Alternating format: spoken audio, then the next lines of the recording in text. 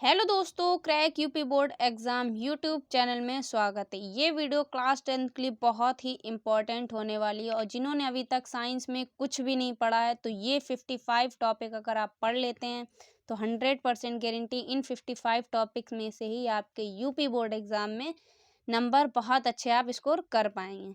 तो जल्दी से वीडियो को लाइक कर दीजिए और चैनल को सब्सक्राइब कर दीजिए। ये वीडियो बहुत ही इंफॉर्मेटिव होने वाली है, तो जल्दी से वीडियो को अपने फ्रेंड के साथ शेयर कर दीजिए। तो चलिए वीडियो को स्टार्ट करते हैं। मैंने ये वीडियो बहुत ही अच्छी और सिलेक्टेड क्वेश्चंस इसमें हमने प्रोवाइड करें, तो बहुत ही वीडियो शानदार होने वाली है। तो वीडियो को एंड तक जरूर से जरूर देखिएगा।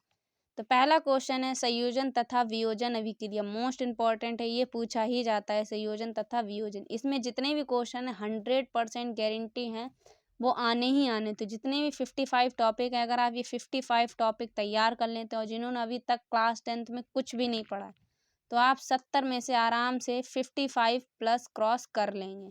और जिन्होंने अभी तक फुल तैयारी कर ली तो उनके लिए ये टॉपिक सारे ही तैयार हो चुके होंगे। जिन्होंने अभी तक कुछ नहीं पढ़ा ये सिर्फ वीडियो उन्हीं के लिए, ठीक है।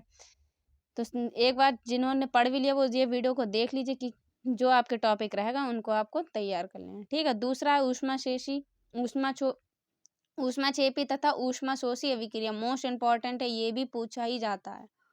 उसके बाद है तीसरा रासायनिक समीकरण संतुलित करने की विधि। मोस्ट इंपॉर्टेंट है, ये बहुत बार पूछी जाती, 100% गारंटी है ये आपसे पूछा ही जाएगा।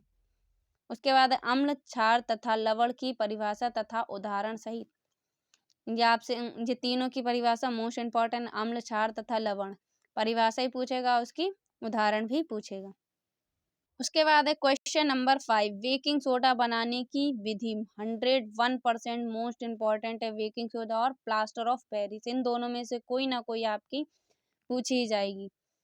उसके बाद plaster of Paris most important है। 7 नंबर धावन सोडा की विधि। ये तीनों विधि अगर आप तैयार कर लेते इन तीनों विधि में से एक विधि आपके 2025 में आपको ये मिल ही जाएगी। उसके बाद है क्वेश्चन नंबर 8 उदासीनीकरण अभिक्रिया। मोस्ट इंपॉर्टेंट है, ये टिप्पणी में पूछ ली जाएगी। उदासीनीकरण अभिक्रिया धातु तथा अधातु, ये बहुत ही इंपॉर्टेंट है। उसके बाद है विद्युत रासायनिक श्रेणी। 100% गारंटी है, ये आपसे लॉन्ग में पूछा ही जाएगा।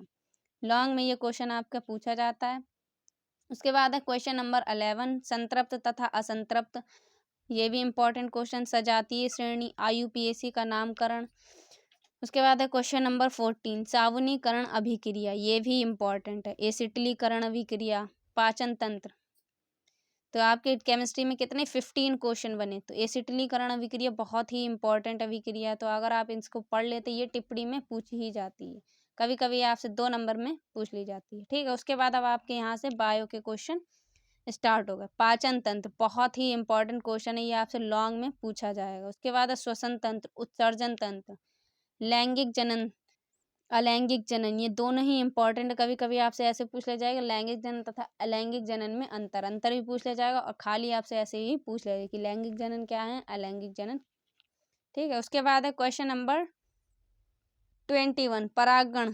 बहुत ही इंपॉर्टेंट है, एक 2 नंबर में पूछा जाए कि परागण किसे कहते हैं तथा इसके प्रकार, ठीक है। उसके बाद पुष्प की संरचना मोस्ट इंपॉर्टेंट और इसका डायग्राम 100% आपसे ये पूछा ही जाए, क्योंकि ये क्वेश्चन बहुत ही इंपॉर्टेंट और इसका जो डायग्राम है वो भी बहुत ही इंपॉर्टेंट है। हमने एक वीडियो आपको बना दी है जिसमें पूरी महत्वपूर्ण 8 सबसे महत्वपूर्ण डायग्राम बताए हैं, जिसमें बायोलॉजी में अगर आप वो 8 डायग्राम तैयार कर लेते हैं तो उन्हीं 8 में से आपके बोर्ड एग्जाम में पूछे जाएंगे।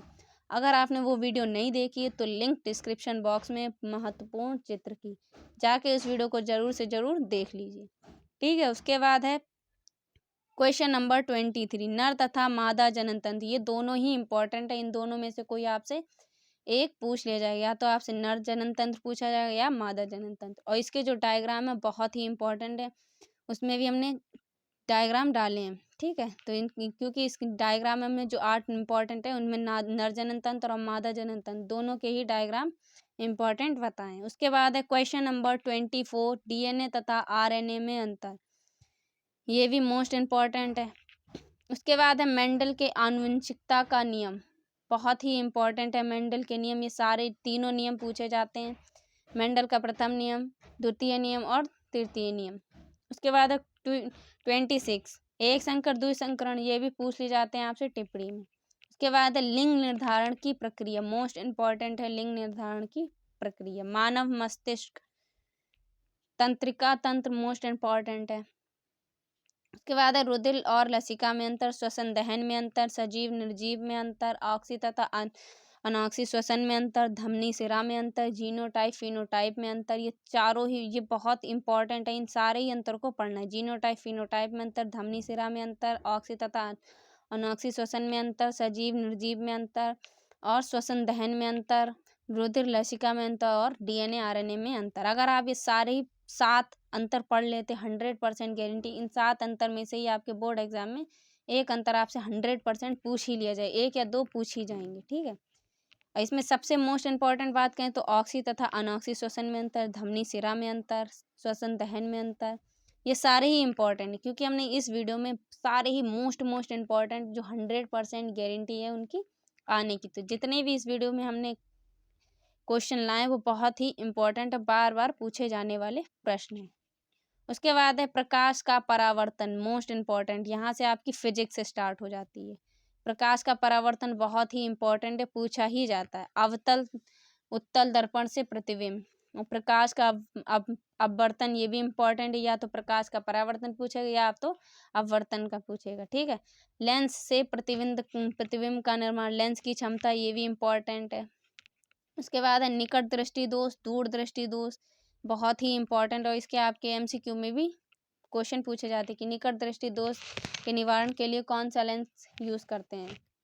तो इस टाइप के भी आपके क्वेश्चन बनते हैं। मानव नेत्र, मोस्ट इंपॉर्टेंट, नेत्र की समंजन क्षमता 100% गारंटी, ये आपसे पूछा ही जाएगा। ओम का नियम मोस्ट इंपॉर्टेंट है।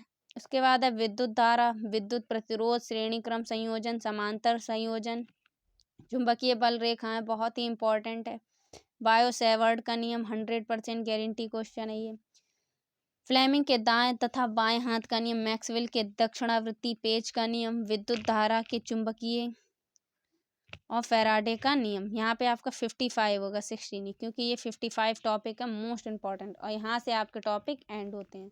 अगर आपने ये 55 टॉपिक पढ़ लिए 100% गारंटी है, ये 55 टॉपिक पढ़ने के बाद आप अच्छे से साइंस में 50+ क्रॉस कर जाएंगे आराम से। जिन्होंने अभी तक कुछ नहीं पढ़ा, अभी सिर्फ आपके पास 1 महीना है, अगर आप 1 महीने में ये सारे ही टॉपिक तैयार कर लेते हैं तो आप 50+ आराम से क्रॉस कर जाएंगे। इस बात की गारंटी इस वीडियो में आपको 55+ क्रॉस करवा देगा। जिन्होंने अभी तक क्लास 10 की साइंस बिल्कुल भी नहीं पढ़ी, वो सिर्फ और सिर्फ ये 55 टॉपिक तैयार कर लीजिए। बार बार एक ही वीडियो एक ही बात कह रहे हैं कि 55 टॉपिक अगर आप तैयार कर लेते हैं तो 50+ आप क्रॉस कर जाते हैं। तो ये वीडियो बहुत ही इंपॉर्टेंट है, इसलिए ये वीडियो अपने फ्रेंड के साथ भी शेयर कीजिए जिन्होंने अभी तक साइंस नहीं पढ़ी है। तो मिलते हैं हम आपसे एक और अगली इंपॉर्टेंट वीडियो में। अगर आपको कोई भी प्रॉब्लम तो कमेंट बॉक्स में बताइए, हम आपको उस सब्जेक्ट जो भी सब्जेक्ट में आपको प्रॉब्लम उस सब्जेक्ट पे हम आपको इम्पोर्टेंट गाइडेंस देते रहेंगे। तो मिलते हैं आपसे अगली इंपॉर्टेंट वीडियो में, तब तक ले जय हिंद, जय भारत।